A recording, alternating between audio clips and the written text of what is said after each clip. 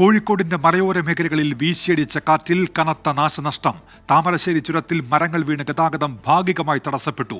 പത്തനംതിട്ട പന്തളത്തുണ്ടായ മിന്നൽ ചുഴലിയിൽ നിരവധി വൈദ്യുതി പോസ്റ്റുകൾ നിലംപൊത്തി. മന്ത്രി കെ കൃഷ്ണൻകുട്ടിയുടെ നിർദ്ദേശത്തെ തുടർന്ന് വടക്കൻ കേരളത്തിലെ വൈദ്യുതി തടസ്സങ്ങൾ പരിഹരിക്കാൻ പ്രത്യേക സംഘത്തെ നിയോഗിച്ചു.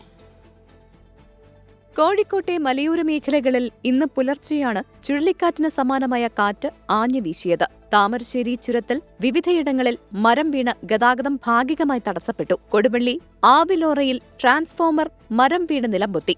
തൊട്ടടുത്ത കെട്ടിടത്തിന്റെ ഷീറ്റ് പറന്ന് വൈദ്യുതി ലൈനിൽ വീണു. മേപ്പയൂർ കുഴുക്കല്ലൂരിൽ വീടിന് മുകളിലേക്ക് മരം വീണു. പുതുക്കുടിക്കണ്ടി സ്വദേശി രതീഷും കുടുംബവും അത്ഭുതകരമായി രക്ഷപ്പെട്ടു. ബാലുശ്ശേരി കൊക്കല്ലൂരിൽ വീടിന് മുകളിൽ തെങ്ങ് വീണ് ദമ്പതികൾക്ക് പരുക്കേറ്റു. ശക്തമായ കാറ്റിൽ വാടക കെട്ടിടത്തിൽ പ്രവർത്തിക്കുന്ന ബാലുശ്ശേരി എക്സൈസ് സർക്കിൾ ഓഫീസ് കെട്ടിടത്തിന്റെ ഓടുകൾ പറന്നുപോയി.